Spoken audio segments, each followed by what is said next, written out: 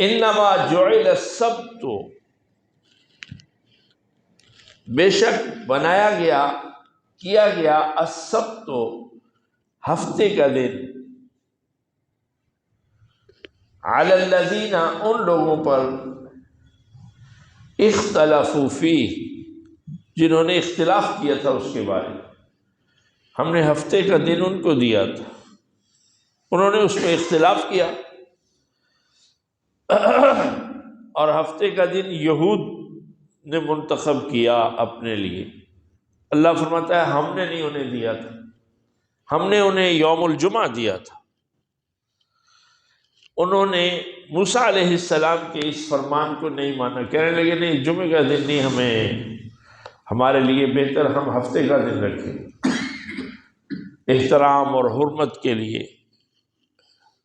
اللہ سبحانہ و تعالی نے ہفتے کا دن فرض کر دیا، پھر اس کا بھی انہوں نے خیال نہ رکھا۔ اللہ نے روکا کہ اس دن شکار نہیں کرنا، انہوں نے اس میں نافرمانی کی، تو یہ ان کے لیے رکھا گیا تھا۔ نبی صلی اللہ علیہ وسلم نے فرمایا اللہ نے پھر ان سے پھیر کر یہ جمعے کا دن ہمیں دیا، جو سید الایام ہے، یوم الجمعہ۔ ہم اگرچہ سب سے آخر میں ہیں، قوموں میں، امتوں میں، لیکن سب سے پہلے ہوں گے قیامت کے دن، جبکہ کتاب بھی انہیں ہم سے پہلے دی گئی تھی، تورات اور انجیل۔ ہفتے کا دن یہودیوں نے اپنے لیے منتخب کیا، نصارہ نے اپنے لیے اتوار کا منتخب کیا۔ ہمارا ابتدا السبت کی یوم الجمعہ سے ہوتا ہے، ہفتے۔ وَإِنَّ رَبَّكَ لَيَحْكُمُ بَيْنَهُمْ، اور بے شک آپ کا رب البتہ فیصلہ کرے گا ان کے درمیان قیامت کے دن، فِيمَا كَانُوا فِيهِ يَخْتَلِفُونَ، اللہ پوچھے گا کہ تمہیں یہ اختلاف کا حق کس نے دیا تھا، یہ بات کیوں نہیں مانی گئی تھی؟ جب بھی کوئی نبی سے اختلاف کرے گا وہ جواب دہ تو ہوگا۔ اسی لیے ہم کہتے ہیں کہ بھئی بدعات جو ہیں ان سے پرہیز اتنا ہی ضروری ہے جتنا کسی انتہائی مہلک بیماری سے پرہیز ضروری سمجھتا ہے بندہ اپنے لیے، کیونکہ بدعات وہ خود بندہ شریعت بناتا ہے، جب بدعات کی طرف چلتا ہے خود شارع بنتا ہے، شریعت بنانے والا بنتا ہے، جس کی اس کے پاس کوئی دلیل نہیں ہوتی۔ اللہ فرماتا ہے ہم پوچھیں گے اس اختلاف کو، اللہ یہودیوں سے پوچھے گا اس اختلاف پر، تو جو نبی کے احکامات میں بہت واضح احکامات ہوں ان پر عمل نہ کر رہا ہو تو ان پر سوال کیوں نہیں ہو؟ بہرحال ادعو الی سبیل ربک بالحکمہ والموعظۃ الحسنہ، دعوت دیجیے اپنے رب کے راستے کی حکمت کے ساتھ اور اچھی نصیحت کے ساتھ، انداز انتہائی پولائٹ ہونا چاہیے اور حکمت کے ساتھ ہونا چاہیے۔ کون سی بات اس وقت کرنی ہے، کون سی پھر کرنی ہے، ٹھہر کے کرنی ہے، ابھی ان کی تربیت نہیں ہے، ابھی صورتحال وہ نہیں ہے تربیت، یہ حکمت ہے، دعوت اور موعظہ حسنہ۔ اور تیسری سٹیج ہے وجادلہم باللتی ہی احسن، ان سے بحث، مجادلہ، بحث کرنی۔ جب آپ دعوت دیں گے تو مد مقابل جو ہے وہ اپنے دلائل دے گا، تو حکمت اور موعظہ حسنہ کے ساتھ ساتھ جادلہم باللتی ہی احسن، اگر بحث کی ضرورت پڑے تو ٹھیک ہے، وہ بحث بھی ضرور کیجئے، لیکن ہی احسن، جو اچھا انداز ہے۔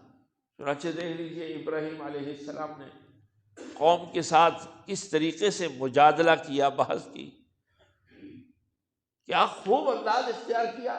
قوم ستاروں کو پوچھتی تھی، ابراہیم علیہ السلام نے تھوڑی دیر کے لیے کہہ دیا چلو ٹھیک ہے۔ جب ستارے غائب ہوئے کہنے لگے وہ معبود کہاں گیا؟ کہتے وہ تو غروب ہو گیا۔ پھر چاند کو دیکھا، چلو چاند کو رب مان لیتے ہیں۔ جب چاند غروب ہوا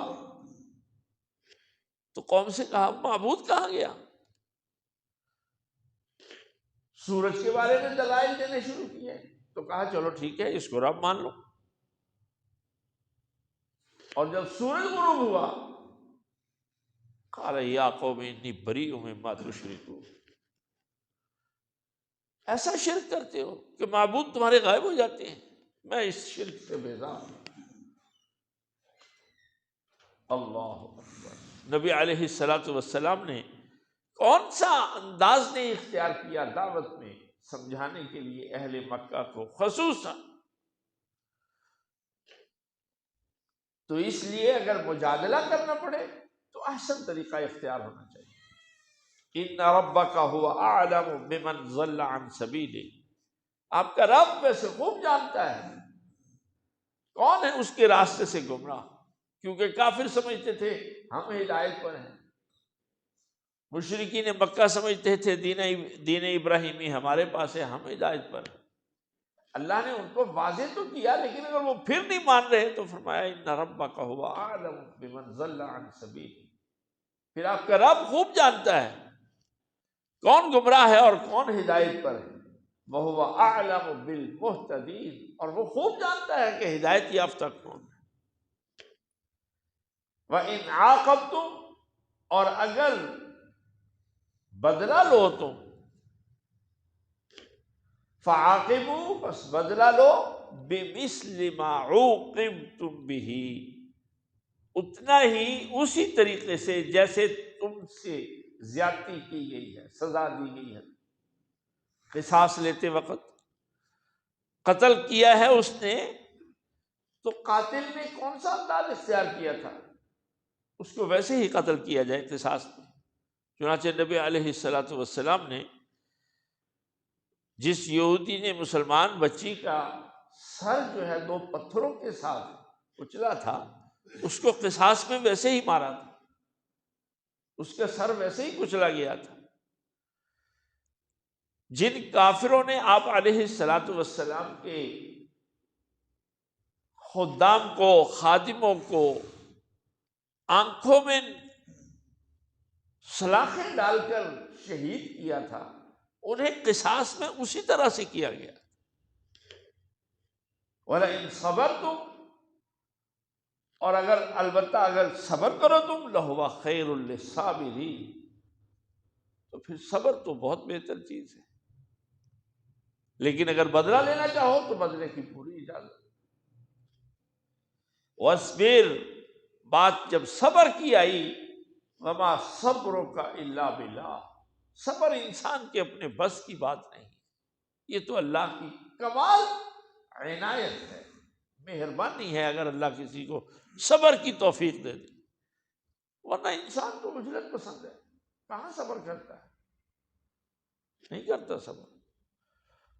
یہ اللہ کی خاص توفیق ہوتی ہے، خاص عنایت ہوتی ہے۔ توکل اور صبر اور قناعت، یہ وہ صفات ہیں جن کے اگر انسان کے اندر یہ آ جائیں تو وہ فرشتوں سے بڑھ جاتا ہے، کیونکہ فرشتے کے اندر تو ایسی کوئی چیز نہیں ہوتی۔ انسان کے اندر یہ صلاحیتیں جب اللہ بھیجتا ہے تو وہ اللہ کی مخلوق جو فرشتے ہیں ان سے بڑھ جاتا ہے۔ وَاصْبِرْ، اسی لیے فرمایا صبر کیجئے، اور صبر یہ تو اللہ کی توفیق کے ساتھ۔ وَلَا تَحْزَنْ عَلَيْهِمْ، غم نہ کیجئے ان پر، کہ آپ علیہ الصلوۃ والسلام بہت آپ پر بھاری ہوتا تھا انکار کرنا قوم کا، اس لیے فرمایا وَلَا تَحْزَنْ عَلَيْهِمْ، غم نہ کیجئے ان پر، وَلَا تَكُ فِي ضَيْقٍ مِّمَّا يَمْكُرُونَ، ان کی تدبیروں سے، چالوں سے اپنے آپ کو دل میں تنگی بھی نہ محسوس کرے۔ اللہ اکبر، بہت سازشیں ہوتی تھیں، اور دوسری طرف نبی صلی اللہ علیہ وسلم محض خیر خواہی کرتے۔ اللہ تسلی دیتا ہے اپنے نبی کو، ان اللہ مع الذین اتقوا، اللہ آپ کے ساتھ ہے، متقین کے ساتھ ہے اللہ تعالیٰ۔ والذین هم محسنون، اور وہ لوگ جو مخلص ہوتے ہیں اللہ ان کے ساتھ ہوتا ہے۔ مخلص ہوگا، اخلاص ہوگا تو صبر بھی ہوگا، توکل بھی ہوگا، اور اللہ اس کو یہ بہت بڑی بشارت اور خوشخبری دیتا ہے، صبر تو کر، اللہ تقوی والوں کے ساتھ ہے، جو مخلص ہوتے ہیں اللہ ان کے ساتھ ہے۔ کیوں اپنے رب کو بھلا بیٹھا، اس پر توکل کر۔